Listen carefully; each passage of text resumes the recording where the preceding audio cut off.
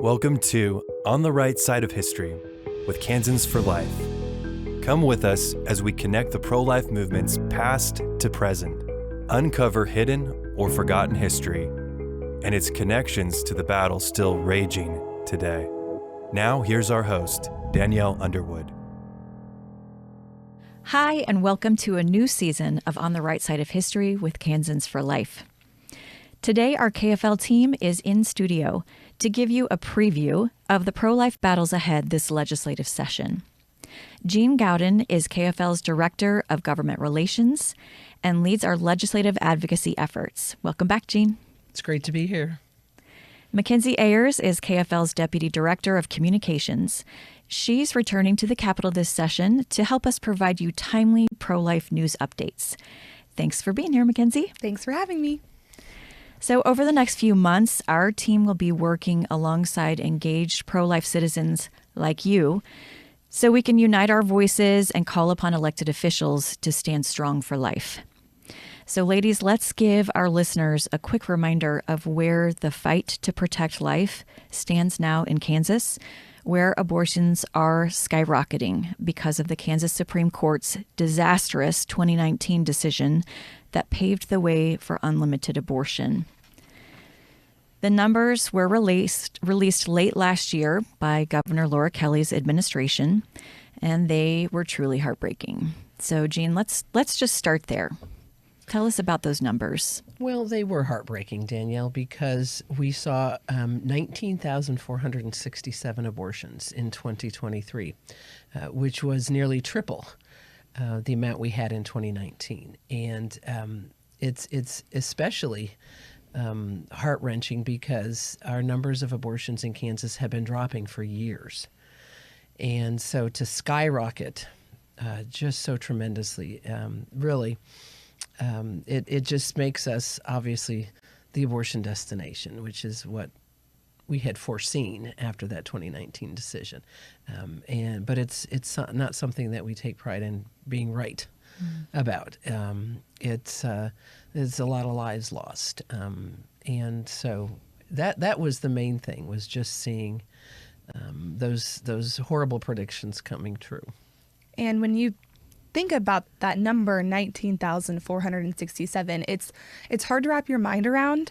And when I first saw these numbers, I was having a hard time just imagining how many lives that truly is. And so we did a little bit of research, and to better put this into perspective, if you were to imagine Allen Fieldhouse in Lawrence or T-Mobile Center in Kansas City, if you're in Manhattan, the Bramlage Coliseum, or Interest Bank Arena in Wichita, any of those arenas, if you were to imagine them empty, that would be around the number of lives that were lost in Kansas in 2023 through abortion.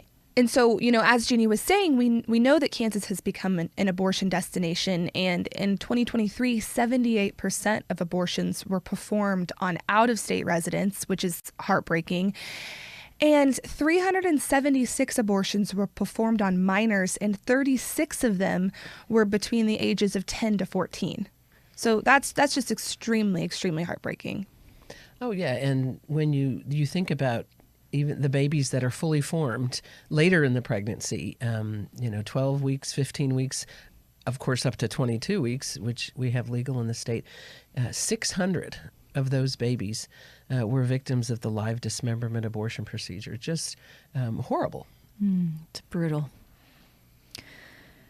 So in the midst of this situation, that, as you said, we take no joy at all in saying that prediction, unfortunately, has unfolded, all due to that horrible decision back in 2019 that set us on this path to become that destination state for abortion in the Midwest, the whole Midwest. But in the midst of this, the pro-life movement has been working so hard to enact policies that can actually save lives during this time. And we've really been focusing our agenda on doing what the abortion industry does not do. And that's to show authentic care and compassion for women who are experiencing those unexpected pregnancies. And then, really trying to equip pregnancy care centers with the resources they need to address the needs of women. So many things that we have been focusing on, and we've seen some great successes in that. It's, impossible for us to quantify how many lives we've saved through that, but undoubtedly we have saved hundreds, if not thousands of lives through those policies that we've been able to enact. These numbers could have been even worse than we're seeing. So let's talk about those last two legislative sessions and the 7 veto overrides that pro-lifers worked together to achieve. Well, they were definitely historic because, we're dealing with a governor who is a very, very strong abortion industry ally and has very, very extreme opinions on the abortion issue. And so to be able to have supermajorities in both the House and the Senate enabled us to be able to achieve these victories. And so some of the things that we did get passed and enacted because of veto overrides were the Born Alive Infant Protection Act, which to give these babies who are born alive during an abortion the opportunity to get life-saving medical care instead of just being set aside and left to die. We also were able to enact abortion pill reversal informed consent to let women know that if they regret taking the first chemical abortion pill, that there's medical help that they can get in a timely fashion to be able to hopefully save their babies. And also, we were able to enact the Alternatives to Abortion funding program, which is now called the Pregnancy Compassion Awareness Act, to be able to get some state funding for the pregnancy resource centers who are working on the front lines to help women choose life for their babies and don't charge them for their services. We also then this last year, we were able to enact a bill to prohibit coercing women into having abortions because we have a lot of testimony from women who said they would have preferred to have their babies and felt that they had no choice because someone was coercing them, and whether it would be for financial reasons, emotional reasons, whatever the situation was, these women did not feel that they freely chose an abortion. And so that prohibits coercion, of course, which is something that's very, very important for prosecutors who are perhaps looking at human trafficking situations.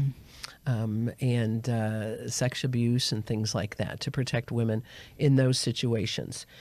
We also had a wonderful tax package bill that was able to enact tax credits for donors to pregnancy resource centers, extensive tax credits for families willing to adopt, and then also being able to allow the pregnancy resource centers not to have to pay sales tax on a lot of the items they purchase, which go to these women and to their families to help them.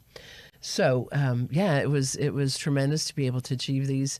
And, of course, we have 2 more years of Governor Kelly's administration. And fortunately, the pro-lifers in Kansas came out and voted in November, and we have even a stronger supermajority in both chambers. So we're looking forward to achieving some more wonderful victories that will help women and babies. And we just breezed through that so fast. But, looking back, every single one of those was a heavy lift.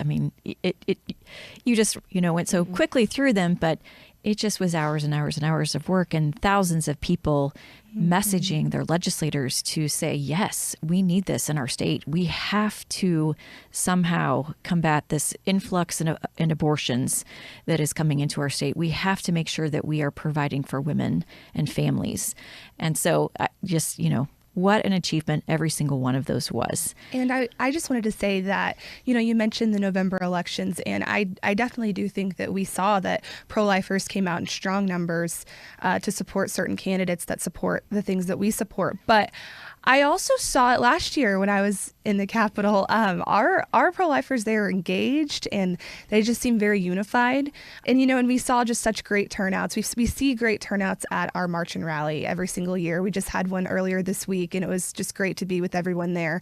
But during legislative session, our supporters are sending messages to their legislators, letting them know about certain things. And it's just been awesome to see because it's helped us be able to pass all of these things that Jeannie just talked about. And it's going to help us in the future as well, especially this upcoming legislative session. So what do you think then about, what can you tell us more about the legislators? And, you speak with them all the time, daily. You hear from them when they hear from pro-life supporters, when they hear from people who are joining in our action alerts and they're sending messages. What do they say about the impact that makes on them as they go into those, go into that vote on whatever it is that we're trying to make sure that, gets passed? How does that impact them? Well, we hear all the time in committees as well as on the floor of both chambers, legislators will say, well, I've heard from my constituents on this issue, and this is how they feel. They support this particular piece of legislation, or they oppose this particular piece of legislation. So they say that because they're hearing from the folks back home in the districts that they represent, and their constituents are telling them, we like this bill. And so for the pro-lifers, they are hearing many times, because of the Kansans for Life legislative alerts, people are responding to that. And so legislators have that. It's very helpful to them to be able to stand up and say this in committee, to be able to stand up and say this on the floor, that it's not just their beliefs why they feel this pro-life protective legislation is important, but it's because their constituents are supportive of it as well. So it really does make a difference. Absolutely. Somebody taking 2 minutes to, click on that link that we send them and send their legislator their message. Absolutely. I love that. So, we, like you said, Mackenzie, we did just host our March and Rally for Life, and we shared this agenda with those who were in attendance there. It was an amazing day, and, but we also know that not everybody could make it to Topeka. And so this is a good opportunity to just really kind of talk through what we will be focusing on this session. So let's talk about our agenda. Jeanne, we are remaining focused on where we can make the biggest impact right now. And that's by showing that authentic care and compassion for women facing unexpected pregnancies. But we've got a wide array of other items we're also working on in this agenda. And I think it's really exciting because we're really kind of showing the breadth of the pro-life movement, and that we really are about all lives. So there's so much beauty in that, so much we can unpack. And I would love to just have you kind of give us a quick review of where we're heading. Well, just like the last couple of years, we are really focused on what can we do to help women who feel abortion is their only option. They're not getting information on alternatives. They're not getting information on the harms of abortion and those types of things. So we really want to reach out to them and let them know that there are life-affirming options. So stop for just a moment and tell us, when you're saying that they're not getting that information, tell us what you mean. Well, that's because, sadly, the Women's Right to Know Informed Consent legislation that was first passed in 1997 and has been updated several times over the last 25 years is right now not in force due to a lawsuit by the abortion industry. And so for decades, women they had the right to know information about fetal development. They had the right to know about the risks of abortion, about the alternatives, about the organizations out there willing to help them to choose life for their babies. And because of that lawsuit and the judge's decision not to let that be in force, even though it had been for decades, women are not entitled to this information anymore. And so that's why we have to come up with ways that we can support the pregnancy resource centers who are on the front lines and offering alternatives to women for no charge to these women. They offer services even after their child is born.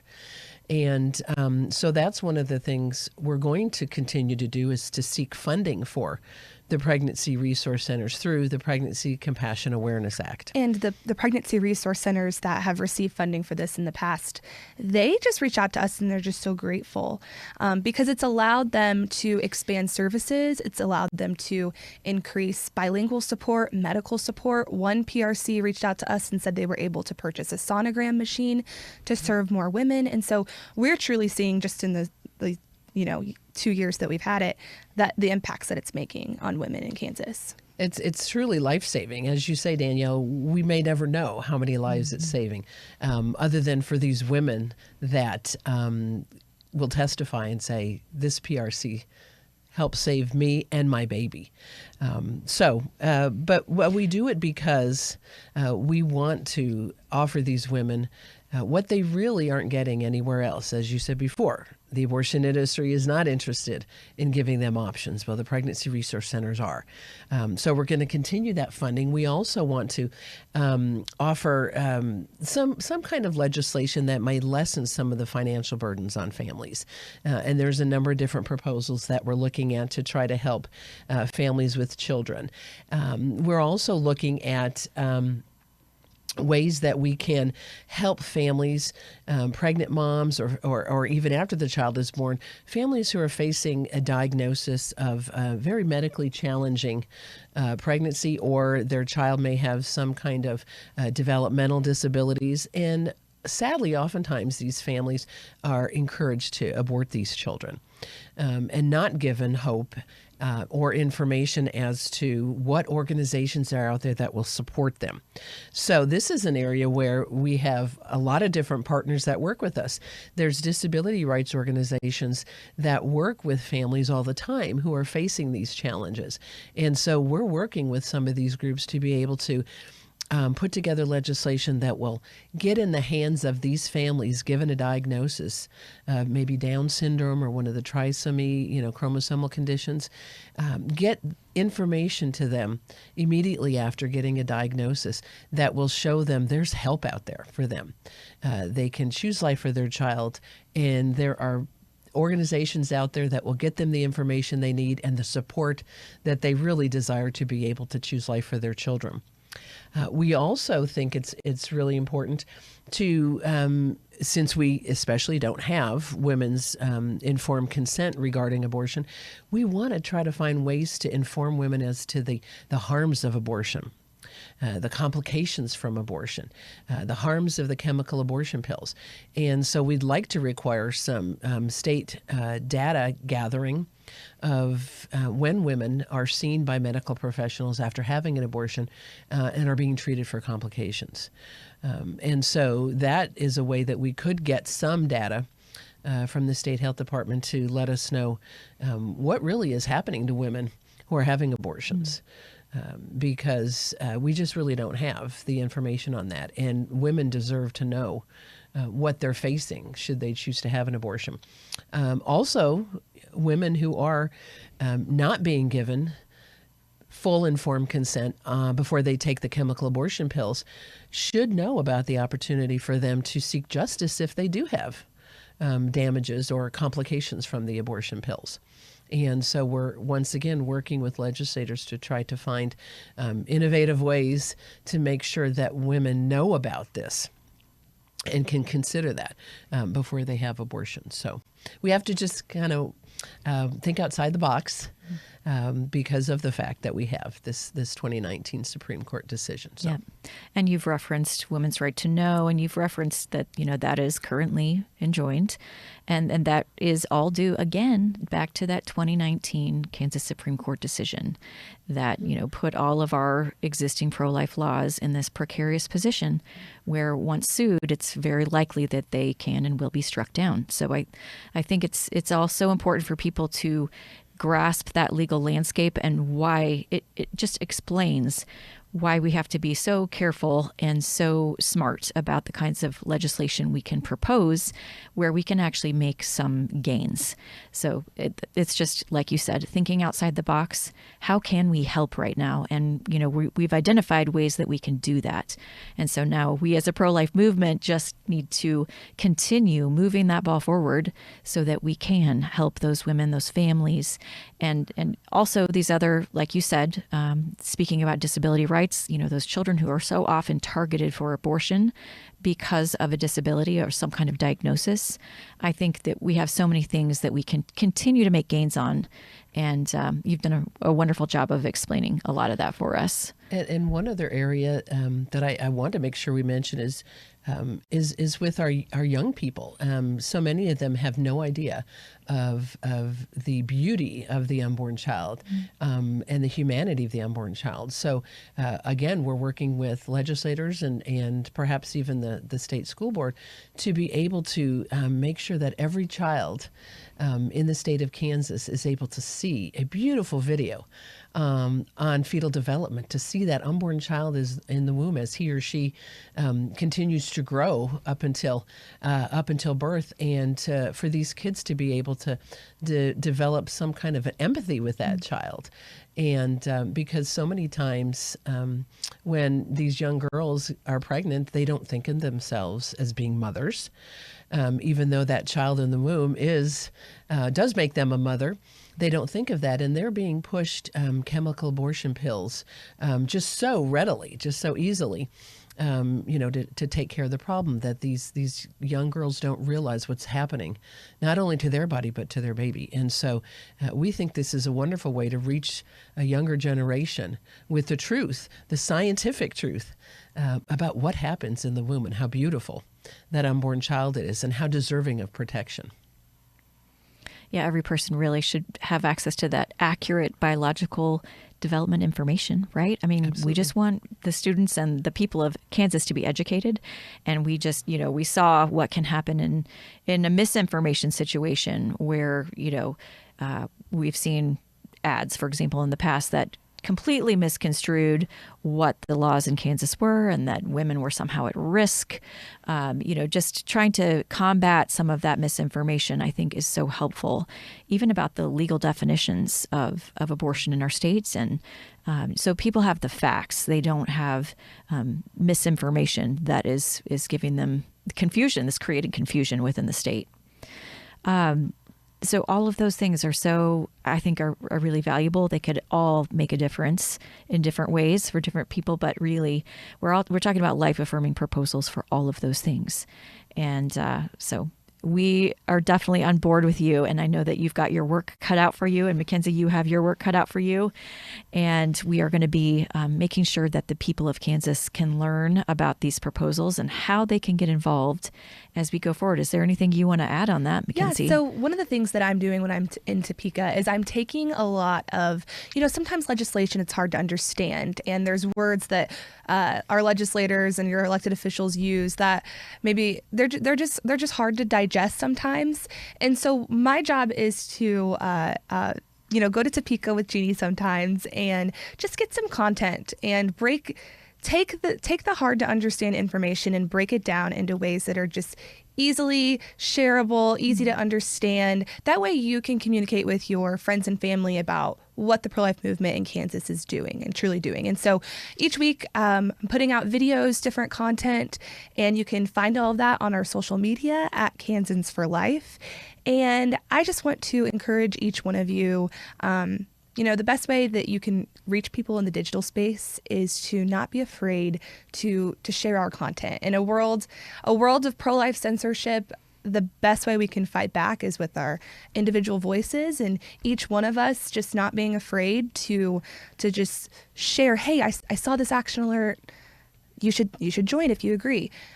Just not be afraid. And so we'll be posting all throughout session on our social media at Kansans for Life, and then of course through our emails that you can sign up to receive through our website at kfl.org. And I think we've got so much hope on that front right now too. Absolutely. Especially after this last election, and we see a new administration, new presidential administration in charge. and what a difference that makes. Absolutely. To relieve some of that suppression of free speech, so that I really think we're going to see a resurgence of a lot of people speaking out more about their pro-life beliefs, because, we believe this in our core, and, we want to make sure that we can share the pro-life message with other people around us. And I just think that the tide is turning on that, and we're going to see a lot more activity. So let's all do it together. So I guess you've already explained, Jeanne, kind of how people's actions do impact their legislators. You've explained how it is worth the time to take to just do that action alert or send a message in another way to a legislator. However you want to get involved, we just like to make it easy for people to unify our voices and to make that a very impactful statement at the right moment when we have a piece of pro-life legislation that's about to come up for a vote. So we are doing what we can do to make it easy for people. But is there anything else you want to say about why it's so important for Kansans to be part of this effort? Absolutely, because it is really easy. Every committee, when they have a hearing, that committee is live streamed. So you can watch all of the committees in action. You can watch the votes. You can listen to your legislators and what they're saying on the floor, what they're saying in committee. So it's the state has really welcomed itself into the 21st century in terms of the media and technology. And so even if you're someone that can't make it to the Capitol, because obviously, not everybody lives in Topeka or even in Kansas City or Wichita close by, wherever you are, you can watch at home. You can get involved. And of course, emails are so easy. But yes, legislators know that they're being watched, that people are listening to them. And it does make a tremendous difference. And they welcome it. The pro-lifers really need your support, because the media is always echoing what the abortion industry's talking points are. And this is the way that the pro-life movement can make its beliefs known, can make the bills that we would like to see passed. We can make those known to the legislators. We just need lots of folks to get involved, and there's no excuse for if your age or the time or the location, any of those things. None of that matters, because everything is available on your computer or even your phone. These phones are so wonderful now. And we'll do our best to make it as easy as possible Yeah. for you. We'll let you know when those things are happening. And if anything, it just really empowers legislators when they hear from you. So, Yeah. So, Mackenzie, you're going to be providing these weekly updates from the Capitol again, like we mentioned. Where can people find those? So if you follow us on social media at Kansans for Life, we'll be posting them there, and then also we'll be sending them out through email occasionally. If you sign up to receive our email updates, you can do that at kfl.org. Well, thank you, ladies. This was really helpful. I think, we took a really quick tour through everything. I know that there's always twists and turns in any legislative session. So we will see all kinds of exciting things unfolding in the next few months. It's going to be a compressed schedule. Jeanne, you want to say anything about that? Yes, this is actually one of the shortest sessions, at least they're hoping it will be. They will have the veto session ending on April 12th. And when does that usually end? April 12th. Yeah. Normally, yes. I'm sorry. Normally, it's not till the end of April, beginning of May. So they are definitely compressing things, which means deadlines are coming up for making sure you have bills introduced. Deadlines will be coming up for getting bills passed through either chamber and off to the second one. And I'm excited, because it'll be nice to be able to have this session finished before a lot of the events happen. People got graduations and things like that planned for the summer. So, but it does mean that we really have to stay on track and stay on target. There's a lot of legislation that we'll need to be tracking and making sure we don't forget to monitor where things are. And sometimes we have to ask to make sure something has a hearing. We have to encourage it to get on the floor for a vote. which is why having pro-life leadership really helps. The committee chairs and the Senate president and the House Speaker are just really, it's critical to have their support for the pro-life legislation. It does help kind of grease the skids a little bit on some of that to be able to get it through. So we all need to be paying attention pretty quickly. Yes. And staying on top of our emails and just watching to see if we get that kind of action alert. A lot of times it'll go out. There's just really a few hours to respond to make a difference for that legislator who needs to hear from you. So we'll definitely all be doing that. Well, thank you, ladies, so much for coming back in the studio with me. I always love being with you here. You're two of my most favorite people and true fighters in this fight to protect life.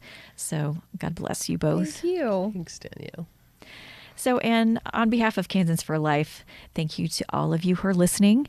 And we hope that if you like today's podcast, that you will share it out to others who would like to know this kind of information too. You can stay up to date on this and all pro-life topics by visiting that website, which is kfl.org, and by following us on Facebook, Instagram, X, and TikTok at Kansans for Life. So until next time, never forget, the pro-life movement is on the right side of history. Stay strong. The truth will overcome. Thanks, friends. We'll see you soon.